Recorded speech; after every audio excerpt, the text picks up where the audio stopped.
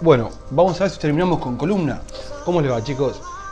Vamos a ver la última parte de columna, la parte número 5, que respecta a articulaciones. Esto sería una cabeza, una columna, una costilla y un sacrocoxis. ¿Por qué este esquema? Porque las articulaciones de la columna las podemos dividir en la articulación de la nuca, es decir, entre el occipital y el atlas. Después, la articulación de los cuerpos vertebrales entre sí. La articulación del sacro con la quinta vértebra lumbar o sacrolumbar, la articulación sacrocoxigia y a este nivel la articulación con las costillas. Bien, vamos a ver que los cuerpos vertebrales entre sí se articulan por medio de una anfiartrosis.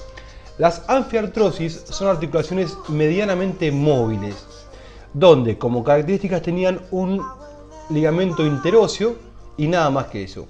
En este caso el ligamento interóseo presenta una especialización que es el disco intervertebral. Este disco intervertebral tiene una parte periférica fibrosa y una parte central que se denomina núcleo pulposo o centro gelatinoso del disco vertebral, que no está en la parte geométrica central sino un poco más por detrás.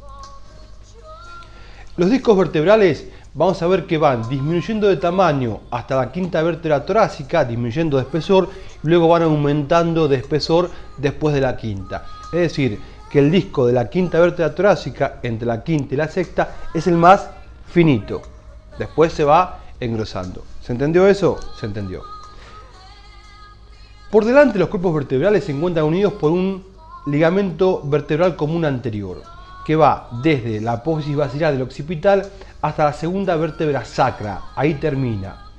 Está dividido en tres cintas, una media y dos laterales, salvo a nivel lumbar donde hay solo una cintilla. ¿Sí? Es una única lámina.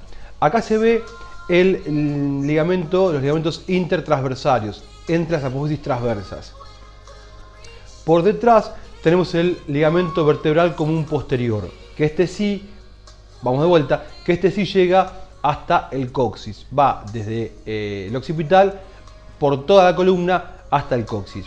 Estos son los cuerpos vertebrales y acá está cortado a nivel de los pedículos. Acá vendría el pedículo así, acá saldría la apófisis transversa, acá vendría la lámina. ¿Estamos? Bien. Acá vemos una vista lateral de la columna, ligamento vertebral común anterior y los ligamentos intertransversarios.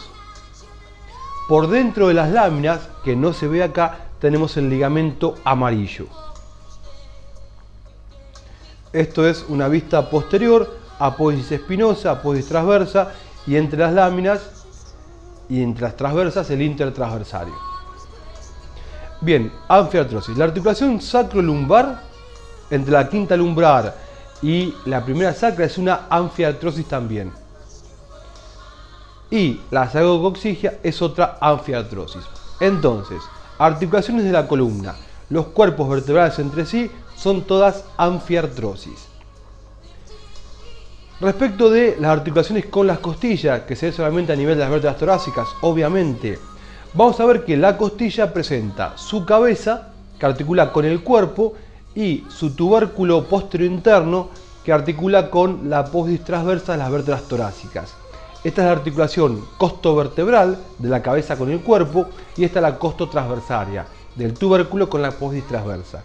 Estas articulaciones son artrodia para la costovertebral y trocoide para la costotransversaria. Son dos articulaciones móviles, son diartrosis. Y dentro de las diartrosis, esta es artrodia porque es plana y esta es trocoide porque son segmentos de cilindro. Bien, vamos a ver de vuelta un poquito cómo dividíamos las articulaciones de la columna. Teníamos entre sí y con el occipital, que lo acabamos de decir hace un ratito. Los cuerpos entre sí son todas anfiartrosis. Acá lo vemos, este es el disco intervertebral, ligamento vertebral común anterior, ligamento vertebral común posterior. El disco puede protruir hacia atrás y formar lo que se denomina hernia de disco. Cuando hablamos de una hernia de disco, es el núcleo pulposo o gelatinoso del disco que se va hacia atrás o hacia atrás y hacia afuera, abre las fibras del ligamento vertebral común posterior y protruye, se insinúa, avanza hacia el conducto medular o raquídeo y puede comprimir la médula o una raíz de un nervio y da un dolor de la puta madre, obviamente. Bien, qué lenguaje, doctor, ¿eh? Después tenemos las uniones de las apófisis unciformes. Las apófisis unciformes eran esas apófisis semilunares que estaban solamente en las vértebras cervicales, solamente en los cuerpos de las vértebras cervicales, y son todas artrodias.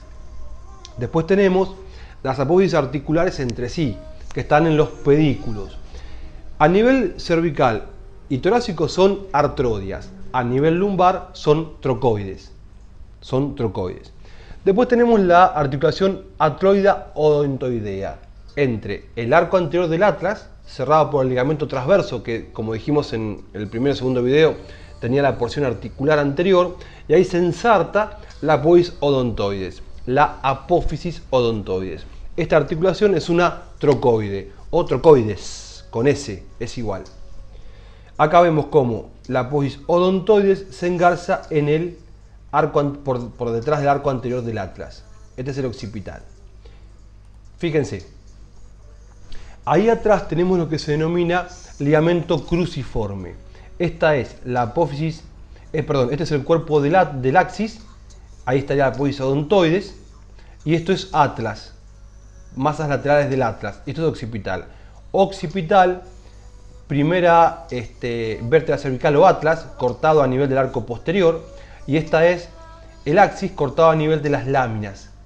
Entonces tenemos acá el ligamento transverso, que iba de masa lateral a masa lateral del atlas y dividía el espacio entre los dos arcos en una parte anterior articular que correspondía a la apófisis odontoides y una parte posterior medular. Esta sería, acá estaría la parte posterior medular, y de este ligamento transverso para adelante tenemos la parte articular.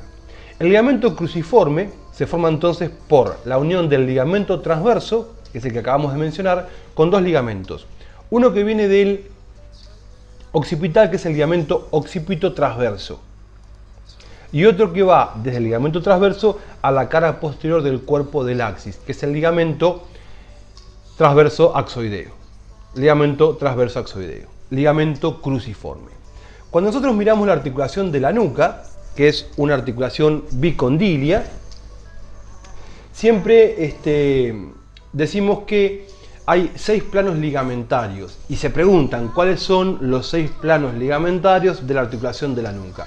Esto es una vista lateral, esto es occipital, apófisis basilar, esto es atlas, masa lateral, arco posterior y arco anterior, apófisis odontoides, cuerpo del axis, lámina y apófisis espinosa del axis. Entonces, occipital, atlas y axis, con la apófisis odontoides. Vamos a ver un ligamento que va del occipital a la apófisis odontoides, que es el ligamento occipito odontoideo. Por delante tenemos el ligamento occipito atroideo, del occipital al atlas. Y por detrás tenemos acá el ligamento transverso, y acá viene el ligamento occipito transverso, es decir, el ligamento cruciforme. Entonces, por detrás tenemos el ligamento occipito transverso. Y este es el occipito axoideo, cruciforme visto de lateral. Después vemos por detrás el ligamento occipito axoideo. Por delante el ligamento vertebral común anterior y por detrás el ligamento vertebral común posterior.